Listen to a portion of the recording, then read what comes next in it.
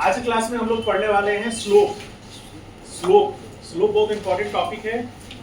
As far as graph is concern, slope consist very important meaning for developing the basic concept about graph. If you are knowing the basic concept of graph, you can develop basic and conceptual concept about any topic which is connected to graph. अब बहुत सारे ऐसे चीजें हैं जिसको graph से समझेंगे। अब हम लोग थोड़ा हल्का ग्राफ में इंटर करेंगे और उसके बाद जब हम लोग काइनेमेटिक्स पढ़ेंगे तो उसको और अच्छे से उसमें डिटेल समझेंगे। ठीक है, ग्राफ बहुत इंपॉर्टेंट चीज है। यदि इससे पहले आपको नहीं समझ में आया है तो आज समझ में आएगा। ठीक है, ऐसा नहीं है कि पिछला टॉपिक छूट गया तो अब नहीं समझ में आएगा, ऐसी बात नहीं है, आज समझ में आएगा। बस क्या करना पड़ेगा, जैसे ये रूम है ना, इस रूम में कितनी खिड़की है? कौन बोला दो? खड़ा हो जाओ तो। पीछे नहीं देखे। हाँ तो नहीं देखे नहीं, जीवन पीछे मुड़ के देखना नहीं है क्या?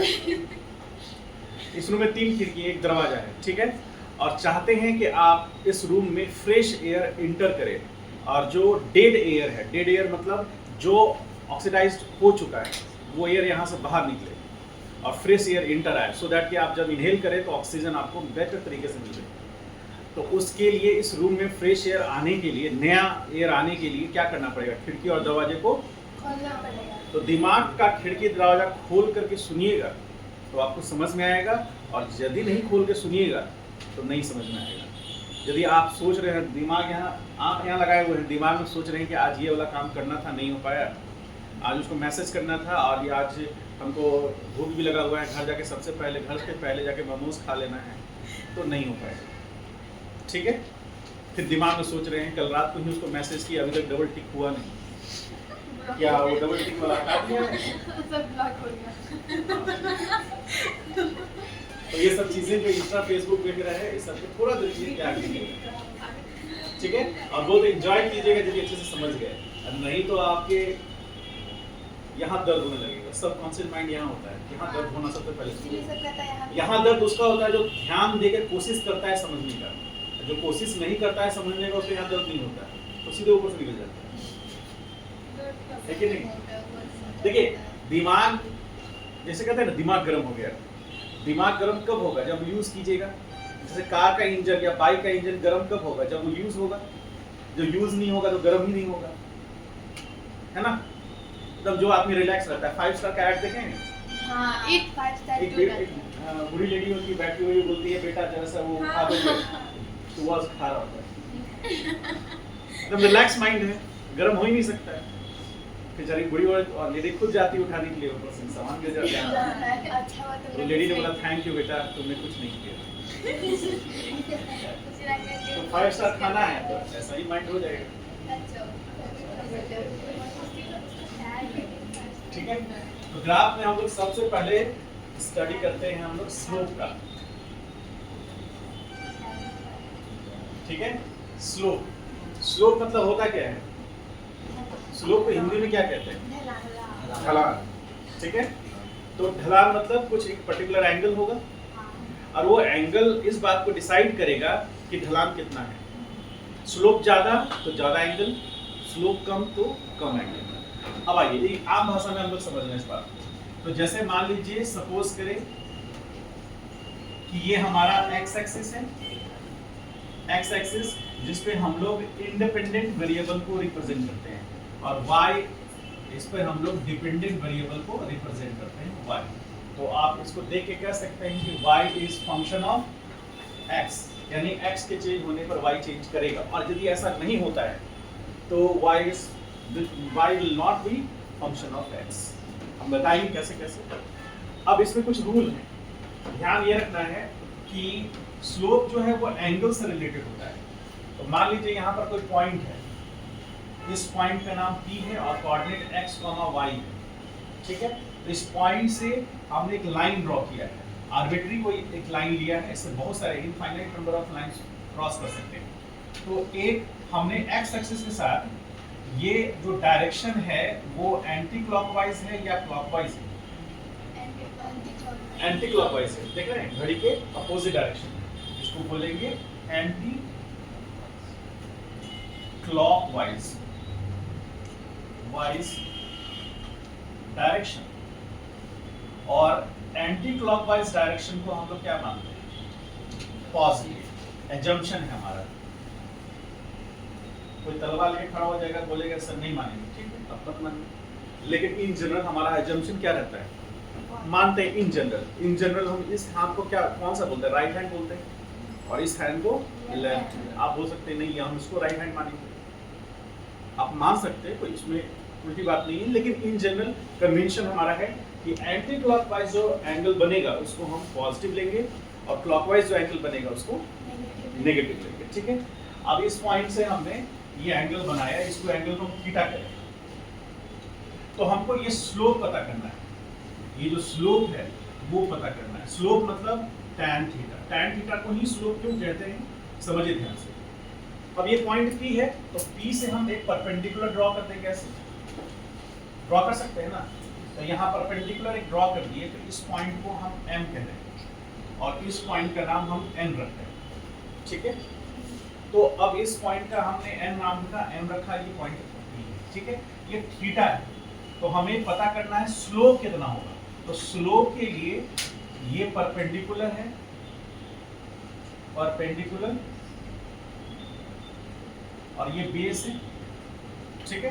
तो हमें थीटा पता करना है, तो हम tan थीटा स्लोप पता करना है, तो हम tan थीटा इसलिए ले रहे हैं क्योंकि ये स्लोप रिप्रेजेंट करता है, और जब थीटा घटेगा तो स्लोप घटेगा। तो थीटा घटने पर क्या क्या चेंजेस हो सकता है? बेस में चेंजेस होगा, या परपेंडिकुलर में चेंजेस होगा, या दोनों में चेंजेस हो सकता है? दोनों में चेंजेस हो सकता है। हाइपोटेनस उतना ही रह सकता है। कैसे? मान लीजिए ये पॉइंट ऐसे टर्न करे तो सर्कुलर आर्क बनाते हुए, तो हाइपोटेनस तो उतना ही रह जाएगा। घटेगा क्या? परपेंडिकुलर। और बढ़ेगा क्या? बेस। तो चेंजेस किस में आएगा? परपेंडिकुलर और बेस में। तो उसको मिलाने वाला जो रिलेशन बनाने वाला है फेमोरियल फंक्शन, वो है tan थीटा। तो यहाँ परपेंडिकुलर बाय बेस की बात हो रही है, ठीक है। तो आप बता सकते हैं कि PM कितना है?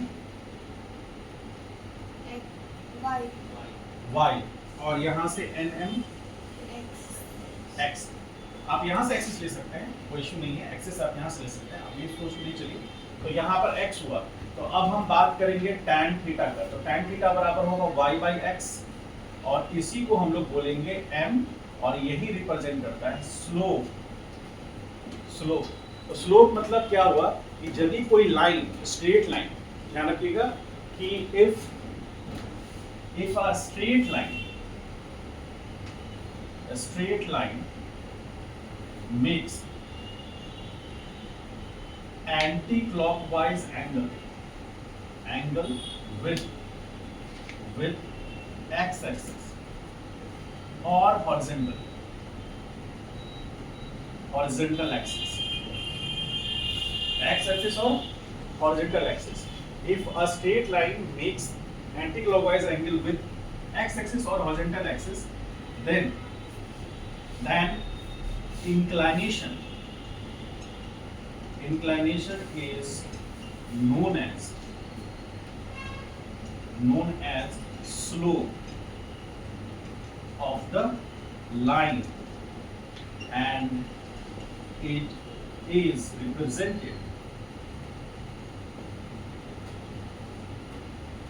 represented by, इससे होगा n,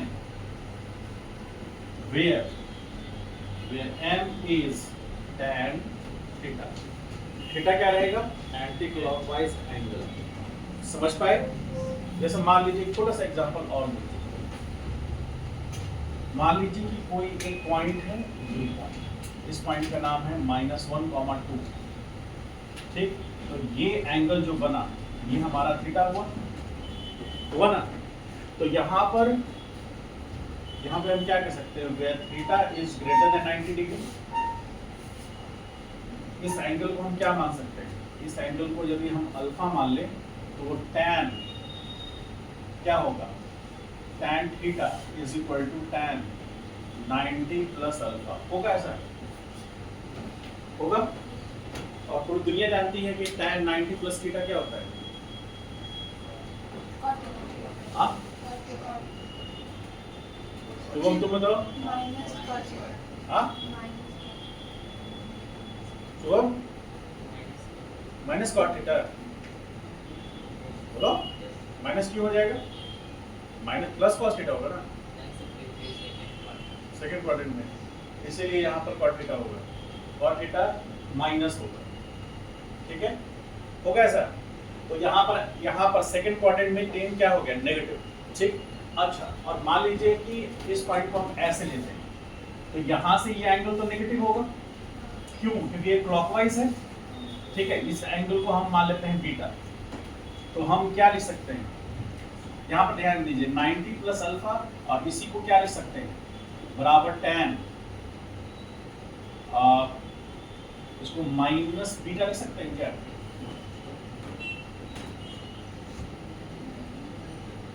हाँ, अरे बोलिए, माइनस बीटा तो माइनस tan बीटा लिख सकते हैं, लिख सकते हैं कि नहीं। tan माइनस थीटा क्या होता है, minus tan theta, cos minus theta क्या होता है, cos थीटा होता है। मेरे साथ में चलिए, पर दिमाग लगाइए, ठीक है। तो माइनस tan बीटा, तो इस यहाँ पर अब इस ट्रायंगल के लिए अब यहाँ पर परपेंडिकुलर और बेस लेंगे तो हम माइनस के वैल्यू यूज करेंगे, ठीक है, समझ गए। तो ये चीज आपको समझ होना चाहिए। जैसे ये मान लीजिए परपेंडिकुलर कितना होगा, 2 होगा, बेस कितना होगा, 1 होगा, माइनस में होगा, ठीक है। तो यहाँ पर बराबर माइनस tan बीटा, तो tan बीटा के अनुसार क्या होना चाहिए, परपेंडिकुलर बाय बेस, तो 2/1 होना चाहिए। तो यहाँ पर इसके अनुसार tan बीटा जो निकल के आएगा उसका वैल्यू कितना हो गया, -2/1, समझ गए। तो इस तरह से स्लोप हमको चेक करना है, और स्लोप किसी भी कर्व के लिए निकालते हैं। अब इसमें एक दो चीज को समझना ये है कि एक दो टर्म यूज होता है, टर्म कौन कौन से, पहला टर्म यूज होता है सीकेंट, और दूसरा टर्म होता है tangent. So what is basic difference between secant and tangent? What do you mean by tangent or secant?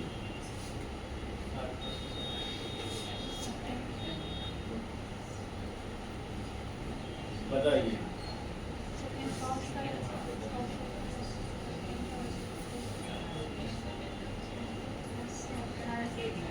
हाँ, पढ़ा हुआ है, सुना हुआ है।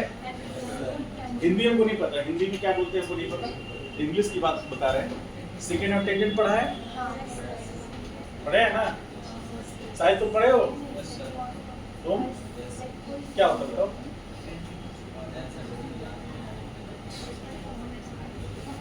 चलिए, ये और किसको किसको याद है, हाँ तो भेज दो। नाम ए है, इस पॉइंट का नाम बी है, इस पॉइंट का नाम सी है, इस पॉइंट का नाम डी है। तो हर पॉइंट्स पर आपको टेंजेंट का स्लोप अलग अलग नजर आ रहा है। जैसे यहाँ पर इसको आगे एक्सटेंड करेंगे तो मान लीजिए कि थीटा ए है, इसको लेंगे तो ये एंगल होगा थीटा बी, इसको लेंगे तो थीटा सी, और इसको लेंगे तो थीटा डी। क्या थीटा ए, थीटा बी, थीटा सी, थीटा डी सेम है? नहीं। लेकिन यदि हमने स्ट्रेट लाइन लिया, मान लीजिए स्ट्रेट लाइन ऐसे, तो स्ट्रेट लाइन में ये स्ट्रेट लाइन का ये पॉइंट मान लीजिए, तो ये पॉइंट ए है, ये बी है, ये पॉइंट सी है, और ये पॉइंट डी है। तो इस पॉइंट पे टेंजेंट ड्रॉ करेंगे तो ये आएगा, बी पे भी टेंजेंट यही आएगा, सी पे भी टेंजेंट वही होगा, डी पे भी टेंजेंट वही होगा। थीटा ए, और यहाँ पर थीटा बी, यहाँ पे थीटा सी, और यहाँ पे थीटा डी। तो थीटा ए बराबर theta B is equal to theta C is equal to theta D. लेकिन यहाँ पर theta A is not equal to theta B, is not equal to theta C, is not equal to theta D. समझे? तो यहाँ पर जो tangent draw किया गया है एक ऐसे कर्व का किया गया है, इसलिए सारे पॉइंट्स पर एंगल क्या आ रहा है, अलग अलग। जब थीटा अलग अलग आ रहा है तो tan थीटा अलग अलग आएगा, जब tan थीटा अलग आएगा तो स्लोप अलग अलग आएगा, ठीक है। और यहाँ पर क्या हो रहा है, किसी भी पॉइंट पर टेंजेंट ड्रॉ कर रहे हैं तो हमें एंगल सेम मिल रहा है। जब एंगल सेम मिल रहा है तो tan थीटा सेम मिलेगा, जब tan थीटा सेम मिलेगा मतलब स्लोप सेम मिलेगा। तो यहाँ हम कह सकते हैं कि स्लोप जिसको हम लोग m से डिनोट करते हैं वो क्या है, tan theta will remain same. और यहाँ क्या होगा, स्लोप जिसको हम लोग m से डिनोट करते हैं tan theta will be different. बोलिए क्या इस बात से आप सहमत हैं? तो बोलो हाँ या ना। समझ में आ रही है बात? ठीक है, तो इसका मतलब है कर्व पर खींचा गया टेंजेंट का अलग अलग पॉइंट पर अलग अलग एंगल होगा, अलग अलग स्लोप होंगे, लेकिन यदि स्ट्रेट लाइन पर हम टेंजेंट ड्रॉ करेंगे तो सारे पॉइंट्स पर स्लोप क्या रहेंगे? सेम रहेंगे। ये इस बात को रिप्रेजेंट करता है कि स्ट्रेट लाइन का स्लोप कांस्टेंट रहेगा और कर्व का स्लोप वेरी करेगा। ठीक है, क्योंकि जिस लाइन का स्लोप वेरी करेगा वो कर्व लाइन होगा और जिस लाइन का स्लोप कांस्टेंट रहेगा वो स्ट्रेट लाइन होगा। समझ गए? इसको उल्टा हम ये बात कह सकते हैं। समझ गए? और सीकेंट और टेंजेंट में एक मेजर डिफरेंस इस बात का है कि सीकेंट कर्व को दो या दो से अधिक पॉइंट्स पे कट करेगा और टेंजेंट किसी एक पॉइंट को टच करता हुआ निकल जाएगा। यदि सर्किल की बात करेंगे तो सर्कल में किसी भी पॉइंट पे टच करके निकलता हुआ टेंजेंट जो होगा वो सेंटर से उस पॉइंट को मिलाएंगे तो हमेशा उसके परपेंडिकुलर होगा। ये एक इंपॉर्टेंट प्रॉपर्टी है सर्कल में, सब जगह नहीं होगा और ये बहुत ज्यादा यूज होगा सर्कुलर मोशन में। इस सारे प्रॉपर्टीज को याद रखिएगा तो सर्कुलर मोशन में अच्छा से समझ में आएगा टॉपिक। तो जैसे यहाँ पर आप छोटा सा लाइन देख लीजिए, ऐसे कर्व है, ऐसे लाइन टच करता हुआ निकल गया तो ये सीकेंट हो गया और इस पॉइंट को टच करता निकल गया तो ये टेंजेंट। चलिए उतारिए, सीक्वेंस को उतारिएगा, भावना में मत रहिएगा, जहां तहां हम लिख लिए उसको बस जहां तहां लिख लीजिए। ठीक है, तो फास्ट उतारिए तो पॉइंट्स लिखाएंगे। आज कितनी अच्छी बात है, सारे विद्यार्थी आए, कोई विद्यार्थी घर पे नहीं आए, पता नहीं है मौका कब आएगा। ओहो, तुमको क्या लगता है ये तुम्हारे लिए चल रहा है? जैकेट पहन लो, कंबल तो हनुमान मंदिर में दिला देते हैं, कैलाश है वहां पर, ज्यादा नहीं 2 घंटा भी मांगो मिल जाएगा। टीचर आंख बंद किया हम निकल लेंगे क्या? सबको बोले हैं कंबल बोल लेके आइए।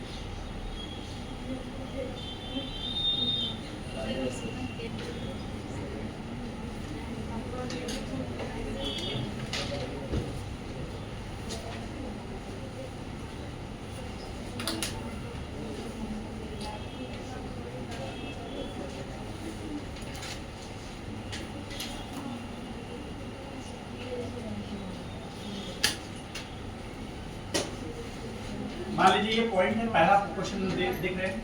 मान लीजिए कोई पॉइंट ए है, इस पॉइंट ए का स्लोप निकालना है, तो इसका स्लोप निकालने के लिए हम क्या करेंगे?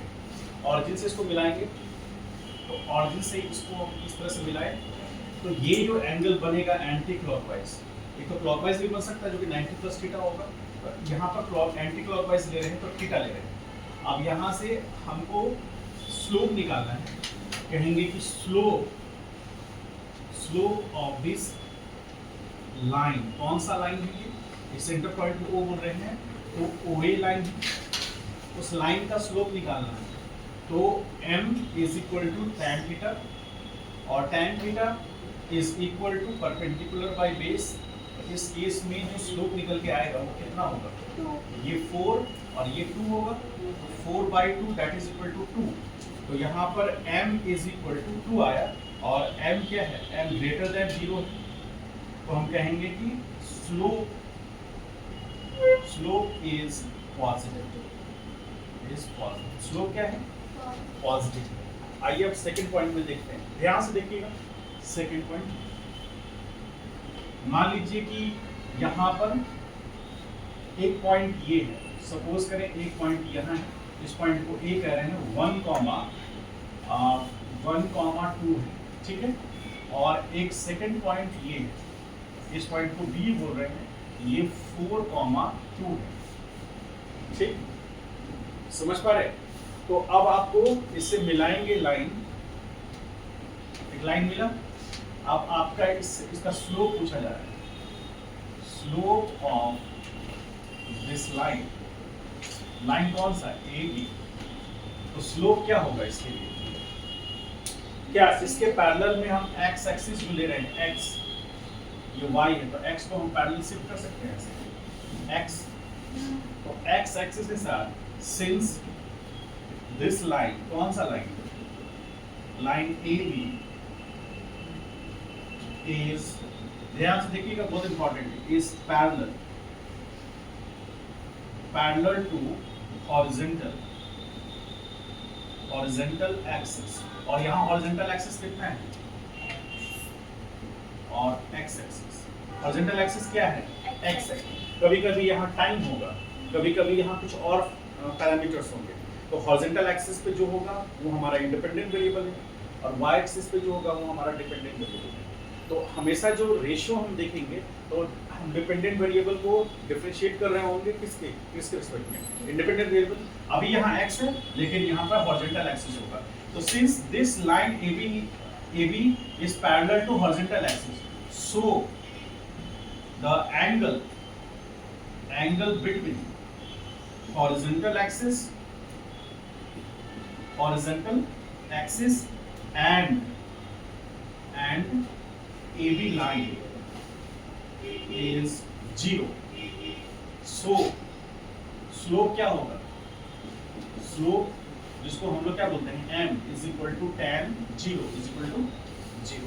इसका मतलब यहाँ से एक की पॉइंट ये है कि यदि कोई लाइन हॉरिजॉन्टल एक्सिस के पैरेलल है तो उस लाइन का स्लोप हमेशा 0 होगा, ठीक है, क्योंकि वो उस लाइन के पैरेलल है, हॉरिजॉन्टल एक्सिस के पैरेलल, तो स्लोप मतलब पैरेलल है तो एंगल 0 होगा।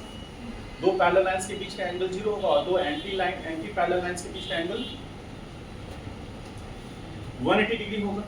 तो जब 0 डिग्री हम देख रहे हैं, दो लाइंस पैरेलल हैं, तो उस केस में उनका स्लोप क्या आ जाएगा, 0, ठीक है, ये ध्यान रखिएगा। और यहाँ पर हम लोग देख रहे हैं कि स्लोप पॉजिटिव है। थर्ड केस में आ जाइए, थर्ड केस में यहाँ पर x एक्सिस है और ये y एक्सिस, ठीक है। यहाँ का पॉइंट हम कोई ले लेते हैं, इस पॉइंट का नाम हम 1, -2,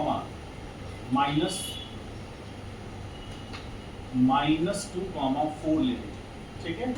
अब इस पॉइंट का हमको स्लोप पता करना है, तो हम लोग सबसे पहले कहाँ मिलाना होगा इसको, इसे मिलाए। तो अब यहाँ जो ये एंगल बन रहा है, इस एंगल को थीटा बोल रहे हैं, इस एंगल को हम लोग क्या बोल रहे हैं, अल्फा बोल रहे हैं, ठीक है। और इस एंगल को हमने क्या माना था, मान लीजिए कि इस एंगल का नाम हम लोग बीटा रखते हैं। तो यहाँ से परपेंडिकुलर ड्रॉ कर रहे हैं ये, तो यहाँ एक ट्रायंगल बन रहा है, इस पॉइंट को हम m मानते हैं। तो हम या तो लिखेंगे क्या, m बराबर tan थीटा बराबर tan क्या लिखेंगे, π/2 प्लस अल्फा होगा। और इधर से यदि हम एंगल लेते हैं तो ये बराबर होगा माइनस tan बीटा होगा। बोलिए होगा कि नहीं होगा, ठीक है। तीनों एक ही चीज है या अलग अलग, बोलिए। यदि हम 180 माइनस थीटा लिख दे, ठीक है, 180 माइनस थीटा लिख रहे हैं, तो आप ऐसे समझिए कि ये एंगल अल्फा है, तो अल्फा जो किससे बना है, 90 डिग्री, सॉरी अल्फा नहीं, और थीटा किससे बना है, 90 डिग्री और प्लस अल्फा से बना है थीटा। तो थीटा इज इक्वल टू क्या है, 90 प्लस अल्फा। तो जहां हम tan थीटा लिख रहे हैं वही हमारा tan क्या होगा, 90 प्लस अल्फा होगा। और हमको पता है 90 प्लस थीटा, 90 प्लस अल्फा क्या होगा, माइनस tan अल्फा, कॉट होगा, कॉट अल्फा होगा। या इसी को हम लिख सकते हैं माइनस tan बीटा, लिख सकते हैं। देखिए ये एंगल से आप इसको ऐसा समझिए, यहाँ पर ये ट्रायंगल, ये एक ट्रायंगल बनेगा, तो उस ट्रायंगल में ये परपेंडिकुलर है उस ट्रायंगल के लिए। जब हम क्या ले रहे हैं, एंगल अल्फा ले रहे हैं, ध्यान से बचिएगा, एंगल अल्फा ले रहे हैं तो ये परपेंडिकुलर है और ये बेस है। तो ये परपेंडिकुलर और ये बेस जब इसके लिए लेंगे तो ये जो इसका बेस है, अल्फा का जो बेस है बीटा के लिए, वो क्या हो जाएगा, परपेंडिकुलर हो जाएगा। और वही जो अल्फा के लिए परपेंडिकुलर है बीटा के लिए बेस हो जाएगा। तो आप समझिए कि कॉट अल्फा, तो ये होगा बेस बाय परपेंडिकुलर, और वही इसके लिए क्या बन जाएगा, इसीलिए इसको हम बराबर लिखते हैं, ठीक है। अब यहाँ पर स्लोप क्या है, m, तो m बराबर हम इसको माइनस tan बीटा लिख सकते हैं, और माइनस tan बीटा लिखे, और ये क्या होगा, m इज लेस देन 0 होगा। तो यहाँ पर slope is negative, slope is negative. क्यों, because point lies in second quadrant. Second quadrant में है ना, तो सेकेंड क्वाड्रेंट में tan अल्फा क्या होगा, नेगेटिव होगा। ठीक है, आप tan उसको अल्फा जो कह रहे हैं या tan मतलब tan थीटा जो कह रहे हैं उसको हम लोग माइनस tan बीटा भी बोल सकते हैं। समझ पाए? और यहाँ पर आपको y तो पॉजिटिव लग रहा है लेकिन यहाँ पर ये नेगेटिव आ रहा है। ठीक है, इसको हम लोग ग्राफ में और अच्छे से समझेंगे। इसको राइट डाउन कीजिए।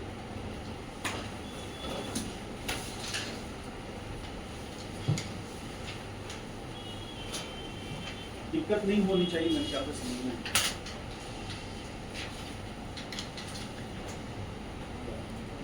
Graphical interpretation of derivative.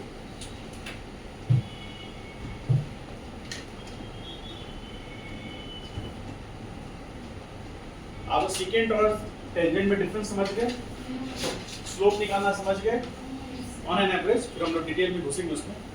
तो अब हम लोग आते हैं ग्राफिकल इंटरप्रिटेशन में, और वो क्या कहता है। देखो यहाँ पर जैसे मान लीजिए हम एक जनरल ग्राफ लेके चलते हैं जिसमें ये एक्स एक्सिस है और ये वाई एक्सिस। ठीक है, वाई एक्सिस कोई मान लीजिए कि ग्राफ इस तरह का है।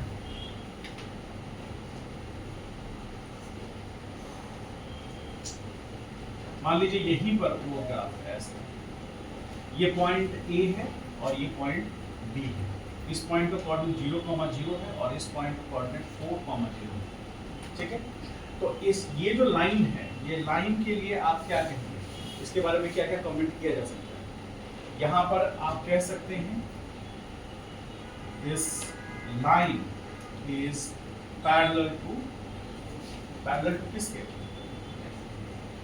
Parallel to X axis.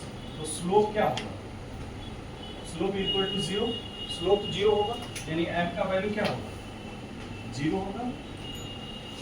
as x changes but y is constant होगा ऐसा। अरे कुछ समझ पा रहे हैं इस बात को?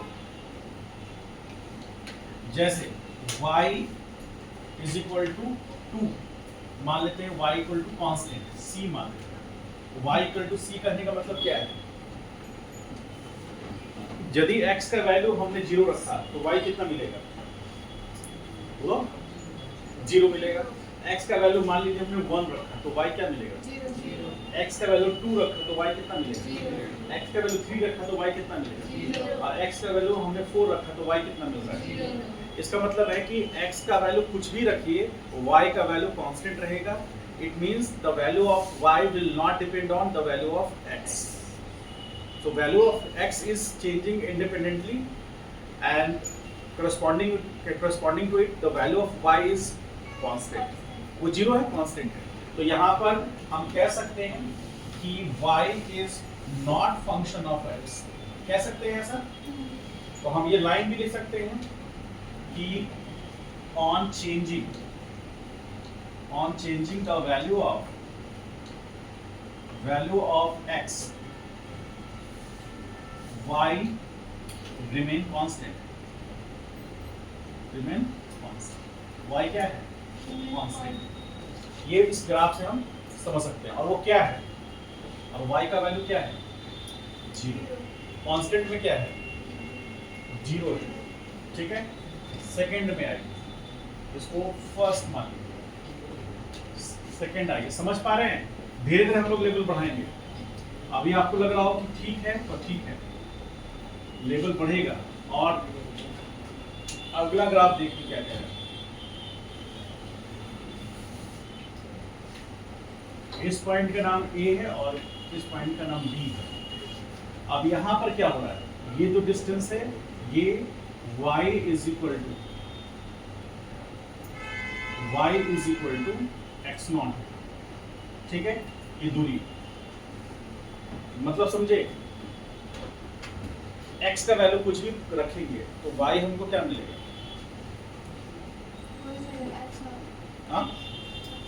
x0 मिलेगा या कांस्टेंट, इसको ज़्यादा c। तो यहाँ पर y इज इक्वल टू क्या है, c है, और for any value of x, for any value of x। इसका मतलब सेकंड वाले ग्राफ और फर्स्ट वाले ग्राफ में डिफरेंस किस बात का है, सिमिलरिटी क्या है और डिफरेंस क्या है। देखिए फर्स्ट ग्राफ और सेकंड ग्राफ में सिमिलरिटी ये है कि x के वैल्यू के चेंज होने से y चेंज नहीं होगा, ठीक है, ये फर्स्ट ग्राफ में भी है और सेकंड ग्राफ में भी। अब डिफरेंस क्या है कि यहाँ पर x का वैल्यू चेंज हो रहा है तो y कांस्टेंट है, जो यहाँ पर भी है, लेकिन यहाँ पर y का वैल्यू 0 है और यहाँ पर y का वैल्यू c है। यानी x का वैल्यू 1 रहे तो भी y c मिलेगा, x का वैल्यू 0 रहेगा तो y c मिलेगा। x का वैल्यू मान लीजिए इसके करस्पॉन्डिंग यहाँ देख लें, ये कोऑर्डिनेट हम मान लेते हैं, इस कोऑर्डिनेट को हम क्या लिख सकते हैं, इसको 4, c लिख सकते हैं और ये क्या होगा 0, c हो जाएगा। तो हम यदि x का वैल्यू 4 रख देंगे, x इक्वल टू 4, तो भी y का वैल्यू कितना है, c है।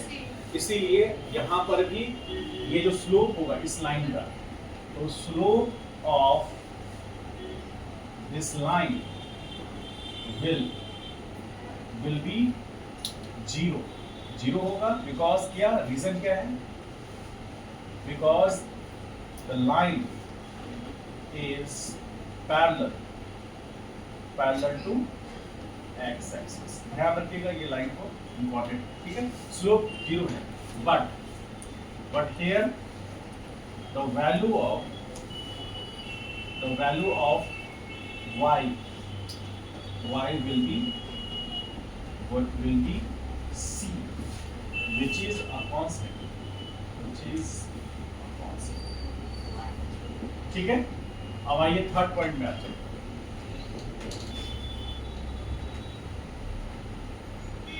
ये हो गया y और ये हो गया x। अब यहाँ पर क्या है, स्ट्रेट लाइन मिल रहा है, ठीक है, और यहाँ पर हमको स्लोप भी मिलेगा अलग अलग पॉइंट से लिखेंगे, a हो गया, b हो गया, ये पॉइंट c हो गया, ठीक है। तो यहाँ पर x के वैल्यू चेंज होने से y चेंज हो रहा है क्या, बोलो हाँ या ना। इसका मतलब है here हम ऐसा लिख सकते हैं, here क्या लिखेंगे, y is function of x होगा। अच्छा, इस पॉइंट पर हम ऐसे परपेंडिकुलर दिए, इस पॉइंट पर ऐसे परपेंडिकुलर दिए, इस पॉइंट पर ऐसे परपेंडिकुलर दिए, ठीक है। यहाँ से इसको मिलाया, यहाँ से इसको मिलाया, ठीक है। यदि ये एंगल थीटा है तो ये एंगल कितना होगा, अरे बोलो, ठीक है, तो ये थीटा तो ये कितना होगा। इसका मतलब हम पहले भी डिस्कस किए हैं कि स्ट्रेट लाइन का स्लोप चेंज नहीं होता, स्ट्रेट लाइन के किसी भी पॉइंट पे टेंजेंट ड्रॉ करेंगे तो उसका स्लोप सेम रहेगा, ठीक है। तो यहाँ पर पहले फंक्शन लिख लेते हैं, y is equal to x। कैसे, x का वैल्यू 0 पुट करने पर y कितना मिलेगा, 0। x का वैल्यू 1 पुट करने पर y क्या मिलेगा, बोलो। x का वैल्यू 2 रखने पर y कितना मिलेगा, 2।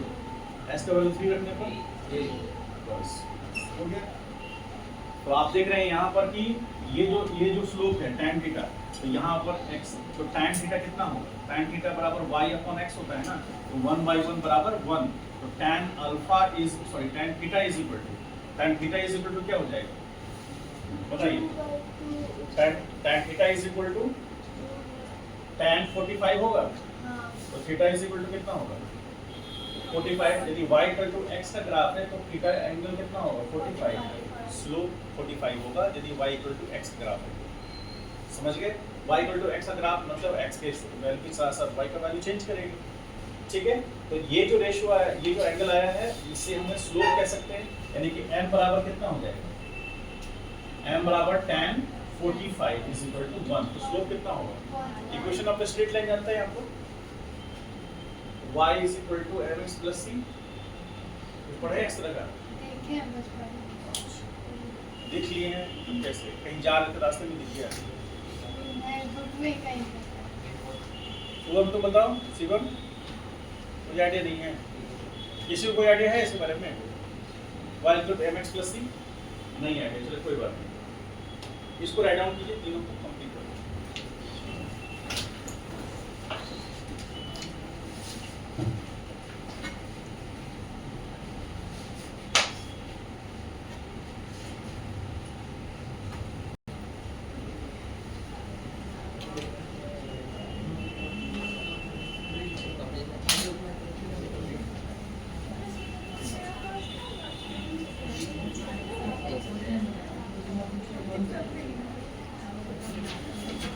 देखिए यहाँ पर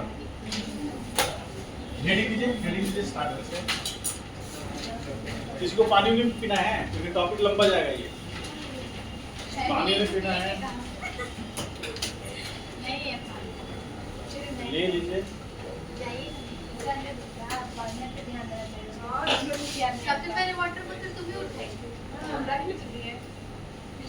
चलिए तो अब बैठिए, अब देखिए ध्यान से समझिएगा। डेरिवेटिव हम लोग दो तरह का पढ़े, एक एवरेज रेट पढ़े और एक इंस्टेंटेनियस रेट पढ़े, ठीक है। दोनों को हम लोग यहाँ पे देखेंगे। रेडी ले लिए? अब पेन को रख दीजिए और ध्यान से देखिए। तो स्टार्ट करते हैं।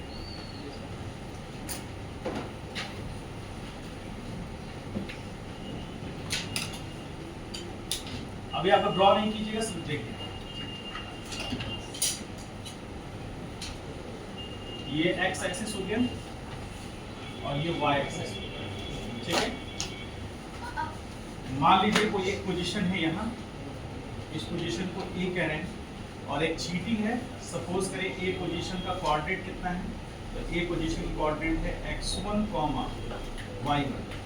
कोई पार्टिकल या चीटी कह लीजिए कि t बराबर 0 पर इस पोजीशन ए पे था, उसका कोऑर्डिनेट कितना है? बोलिए। वन है x1, y1, ठीक है। अब वो चीटी कुछ देर के बाद मतलब यहाँ से चलना स्टार्ट कर रही है और इस पाथ को फॉलो करता हुआ वो इस पॉइंट पे गया, बी पॉइंट, ठीक है। अब ए पॉइंट से वो बी पॉइंट पे गया जहाँ पर उसको टाइम t बराबर t लगा और कोऑर्डिनेट यहाँ x2, y2 हो गया, ठीक है। ये पाथ फॉलो किया गया, ठीक, समझ में आया इतना? अब यहाँ पर ध्यान से देखिए, इसको यदि हम नीचे लेंगे तो यहाँ पर ये पॉइंट, ये डिस्टेंस कितना होगा? x1 होगा क्या? बोलिए, x1 होगा। और यहाँ पर इसको हम नीचे डाउन करते हैं,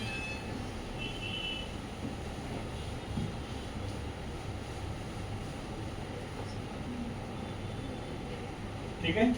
इस पॉइंट को हम मान लेते हैं P और इस पॉइंट को हम M बोलते हैं, ठीक है। तो इसके अनुसार यहाँ पर मुझे इसको ऐसे मिला है, ठीक है। तो अब ध्यान से देखिए, A पॉइंट का कोऑर्डिनेट में E पॉइंट है, तो ये x1 है, इस पॉइंट को हम O कह रहे हैं, ऑरिजिन है ये। तो O से P का दूरी कितना है? x1 है। O से M का दूरी कितना होगा? x2 होगा। तो हम यदि डेल्टा x लेना चाहें, डेल्टा x मतलब x2 माइनस x1, तो ये डेल्टा x होगा, ठीक है।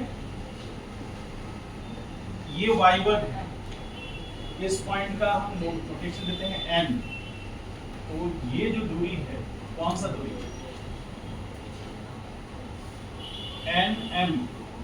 n का दूरी कितना होगा? y1 होगा, ठीक है। और ये तो y2 है, तो यहाँ पर हम डेल्टा y लिख सकते हैं, डेल्टा y बराबर y2 माइनस y1 ले सकते हैं, डेल्टा y। तो हमारे पास इस तरह का सिचुएशन है, ये डेल्टा x हो गया, वो डेल्टा y हो गया, ठीक है। अब यदि हम इसको एक स्ट्रेट लाइन से मिला दें,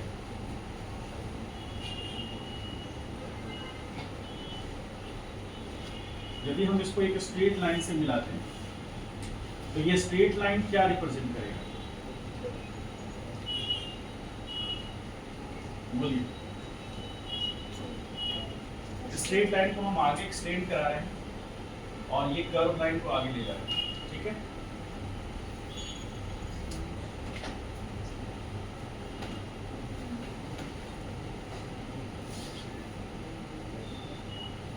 समझ पा रहे हैं कुछ? तो ये straight line second of the curve हो सकता है क्या? और ये जो कर्व है, इसका y is function of x है, where y is equal to x square, ठीक है। या आप अभी एक y पर टू एक्स स्क्वायर रहने दीजिए। मतलब यहाँ पर y is function of x कहने का मतलब जैसे जैसे x का वैल्यू चेंज करेगा y का वैल्यू चेंज कर रहा है, हो भी रहा है। यहाँ पर देखिए इस पॉइंट A पर x कितना था x1, तो y कितना था y बढ़ा। आगे बढ़े, आगे बढ़ते गए हम इस पॉइंट पे आगे B पॉइंट पे, तो x बढ़ा कितना x2 होगा, तो y से करस्पॉन्डिंग क्या हो गया y। तो जैसे जैसे x चेंज हो रहा है y चेंज कर रहा है, इसलिए हम कह सकते हैं कि y is function of x। ठीक है, हमको ऐसा रिलेशन चाहिए भी था। हमने क्या किया, एक ग्रीन कलर से एक हमने लाइन ड्रॉ किया है, क्योंकि वो इस कर्व को दो पॉइंट पे कट कर रहा है, तो उस कर्व को हम क्या बोल रहे हैं, उस लाइन को क्या बोल रहे हैं, सीकेंट बोल रहे हैं। वो सीकेंट है उस कर्व लाइन का, है ना, क्या हुआ, सीकेंट है उस कर्व लाइन का। तो ये एंगल को हम थीटा बोल सकते हैं क्या। और आप सब लोग अच्छे से जानते हैं कि tan थीटा क्या होगा। tan थीटा किस ट्रायंगल में, तो फॉर ट्रायंगल कौन सा, ए एन बी, उसमें tan थीटा बराबर हो जाएगा बी एन डिवीजन में एन ए। बोलिए हाँ या ना। तो tan theta is equal to ये जो बनेगा वो delta y upon delta x बनेगा, क्योंकि देखिए bn कितना होगा, bn डेल्टा y होगा ना, और an कितना है, तो tan थीटा बराबर delta y upon delta x। ठीक है, तो इसको हम लिख सकते हैं क्या, where tan theta is slope of secant drawn on the curve line, on the curve। ठीक है, curve y is equal to fx। ठीक है, तो समझ में आ रहा है, हाँ बोलिए, इसको समझ में नहीं आ रहा है बताइए, क्योंकि एक दो लोगों के अलावा किसी को नहीं समझ में आ रहा।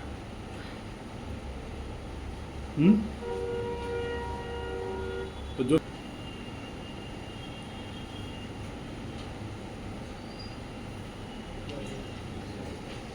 चलिए देखिए आप सब लोग क्या कह रहे हैं। देखिए स्लोप ऑफ ए सीकेंट, तो स्लोप ऑफ ए सीकेंट क्या है, यदि m बात करें तो ये delta y upon delta x है। ठीक है, delta y upon delta x है, जो कि हमारा स्लोप ऑफ सीकेंट है। तो अब यदि हम डेल्टा x टेंड्स टू 0 करें, किसमें, delta y upon delta x में, तो हमें क्या मिलेगा, तो हम क्या करने की कोशिश कर रहे हैं, यदि हमको एवरेज रेट से, ध्यान समझिएगा यहाँ क्लू पॉइंट है, एवरेज रेट से हमको इंस्टेंटेनियस रेट में कन्वर्ट करना है, तो हमें डेल्टा x को 0 की तरफ शिफ्ट करना होगा, 0 पे लाना नहीं होगा। समझ गए, 0 पे लाएंगे तो अनडिफाइंड हो जाएगा, आप लोग पढ़ चुके हैं उसको। तो अनडिफाइंड नहीं करना है, हमको 0 की तरफ शिफ्ट करना है, इसलिए यहाँ पर डेल्टा x टेंड्स टू 0 लिखा गया है, delta x is equal to 0 नहीं लिखा गया, क्योंकि डेल्टा x को हमको 0 की तरफ शिफ्ट कराना है। तो अब यहाँ पर देखिए, यदि डेल्टा x को हम 0 की तरफ शिफ्ट कराएंगे तो इस ग्राफ में हम क्या चेंजेस कर सकते हैं।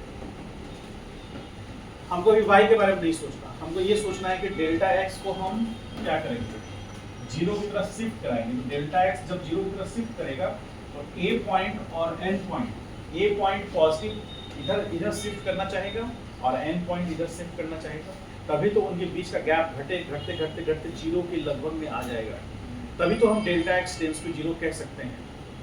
ठीक है, तो डेल्टा x टेंड्स टू 0 कहने का मतलब ये जो गैप है, ये गैप धीरे धीरे घटते ऑलमोस्ट 0 के नजदीक आ जाएगा। एक के ऊपर ओवरलैप नहीं करेगा, 0 नहीं हो जाएगा, लेकिन ये घटता यहाँ करके ऑलमोस्ट इक्वल टू 0 है ना। तो जब हमारा ये delta x almost equal to 0 आने लगेगा तो डेल्टा y भी घटेगा। क्यों? क्योंकि तो y किसका फंक्शन है, x में। यदि x में कोई भी चेंजेस करेंगे तो उससे करस्पॉन्डिंग y में भी चेंजेस होगा। तभी तो y फंक्शन है x का। तो जो वैल्यू जो हमने चेंजेस x में किया उसके वो हमारा इनपुट है, उसके करस्पॉन्डिंग हमको y का वैल्यू मिलेगा जो हमारा आउटपुट होगा। ठीक है, तो हम यहाँ से इसको घटाते घटाते यहाँ ले आए। तो अभी यहाँ पर ध्यान से देखिए, मान लीजिए कि ये जो लाइन है यहाँ,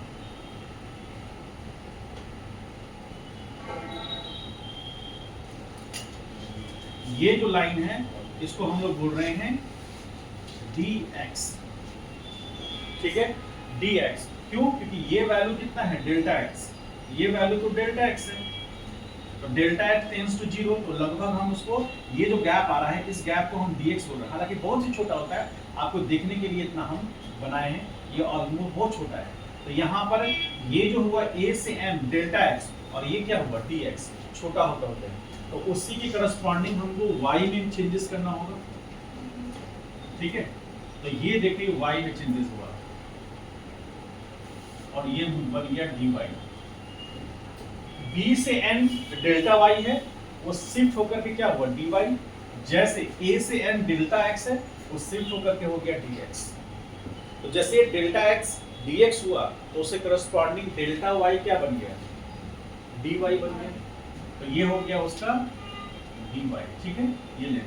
तो अब यहाँ पर ध्यान दीजिए, यहाँ पर एक ट्रायंगल बन रहा है, देख रहे हैं? इसको हम 1000x इसको इनलार्ज करते हैं, इनलार्ज करते हैं। तो यदि इसको हम इतना बड़ा इनलार्ज करें, इस पॉइंट का नाम हम दे दे, मान लीजिए इस पॉइंट का नाम दे R, इस पॉइंट का S और इस पॉइंट का Q। ठीक है, एक पॉइंट को क्या रखें R, दूसरे को S और ऊपर वाले को Q, और इसको 1000 टाइम्स इनलार्ज कर रहे हैं। तो सिचुएशन कुछ इस तरह का होगा, बताइएगा। ये R है, ये S है और ये Q, ऐसा हो सकता है क्या? उसको इससे मैच कराइए तो बात समझ पा रहे हैं? तो अब यहाँ पर ये एंगल थीटा है और RS जो है वो पैरेलल टू किसके है AN, यानी RS जो है वो पैरेलल टू x एक्सिस है। ठीक है, और ये पैरेलल टू x एक्सिस है और जो QS है वो पैरेलल टू y एक्सिस है। तो यहाँ पर ये जो एंगल होगा क्या वो थीटा होगा? क्या ये थीटा होगा? बोलिए, समझ गए? अब इसको हम ऐसा करने से क्या हमको बेनिफिट मिल रहा है? उसको क्या बेनिफिट मिल रहा है वो ये है कि इस जगह पर आकर देखें, थोड़ी सी यहाँ गड़बड़ हो गई है। गड़बड़ क्या हुई है? ये हम लोग dy नहीं लेंगे, यहाँ पर लेंगे। ये इस पॉइंट को R, इस पॉइंट को S और इस पॉइंट को Q कह रहे हैं और यहाँ के एंगल को थीटा मान रहे हैं। तो इसको थोड़ा देर के लिए भूले तो आप यहाँ पर देखिए, सेम वही चीजें, कोई अलग नहीं है। यहाँ पर जो हमारा y बनेगा वो इस तरह से होगा।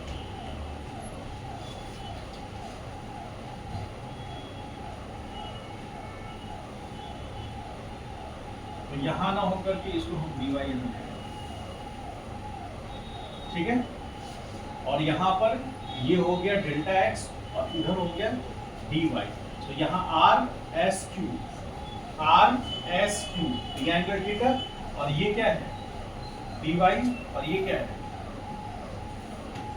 dx है। तो अब इस ट्रायंगल में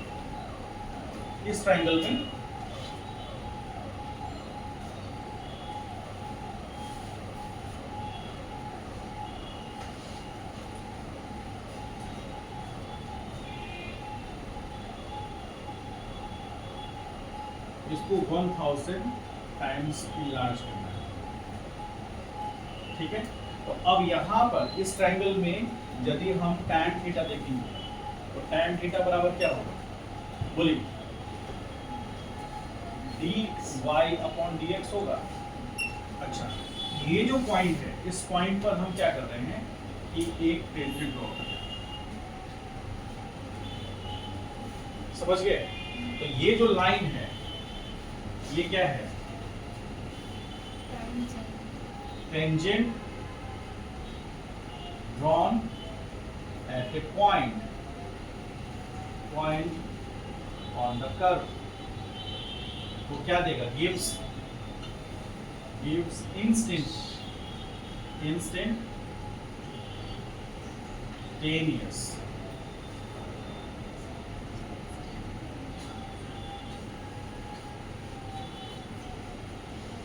इंस्टेंटेनियस रेट, और ये क्या देगा, एवरेज रेट।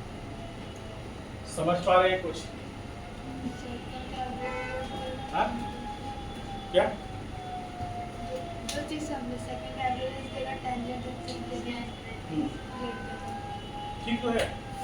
तो इस पॉइंट पर जो हम थीटा देख रहे हैं वो इस थीटा के ही पैरेलल है, और साथ ही साथ यहाँ पर ये जो कर्व लाइन है, ये कर्व लाइन उस छोटे से इंटरवल के लिए स्ट्रेट लाइन की तरह ट्रीट करेगा।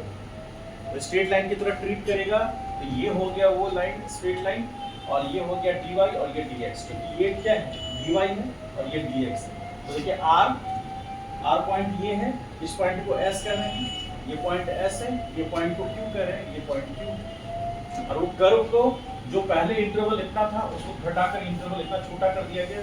तो हमें जब इंटरवल छोटा कर देंगे, क्योंकि डेल्टा x को छोटा करेंगे, और डेल्टा x को छोटा करने पर हमें जो मिलेगा वो क्या मिलेगा, डेल्टा x को टेंड्स टू 0 कराएंगे तो हमको dy/dx मिलेगा, और ये dy/dx क्या होगा, इंस्टेंटेनियस रेट होगा। और आपको ऐसे ही पता है इंस्टेंटेनियस रेट एक पॉइंट पे डिफाइन होता है, एवरेज रेट दो इंटरवल पे डिफाइन होता है। ये दो इंटरवल है जिस पर एवरेज रेट डिफाइन हो रहा है, और यहाँ से टेंजेंट ड्रॉ किए तो एक टेंजेंट जो है किसी पॉइंट को डिफाइन करेगा, उस पॉइंट को हम डिफाइन करने के लिए जो हम टेंजेंट ड्रॉ कर रहे हैं उसका स्लोप इंस्टेंटेनियस रेट देगा। समझ गए? और इंस्टेंटेनियस रेट अचीव करने के लिए हमें delta x to tends to 0 करना पड़ेगा। तो ये जो रिलेशन है ये मैथमेटिकल है, ये रिलेशन ग्राफिकल है। ग्राफिकल इंटरप्रिटेशन हो रहा है, और ये छोटा सा ट्रायंगल बन रहा है, उस ट्रायंगल के लिए ये कर्व लाइन क्या रिप्रेजेंट करेगा, स्ट्रेट लाइन की तरह। तो फॉर इसमें हम लिख देते हैं, तो for very small triangle the curve will be represented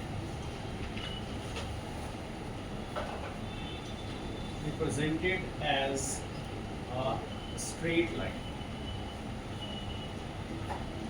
ठीक है, स्ट्रेट लाइन की तरह वो रिप्रेजेंट होगा, और ये हमारा इंस्टेंटेनियस रेट बनेगा। तो यहाँ पर बराबर n बराबर slope of tangent drawn, okay? ठीक है, इसको आप राइट आउट कीजिए और ड्रॉ कीजिए इसको अच्छे से। कैसे ड्रॉ करना है समझ गए?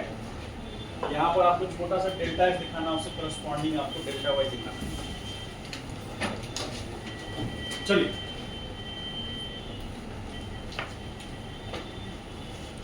और हमेशा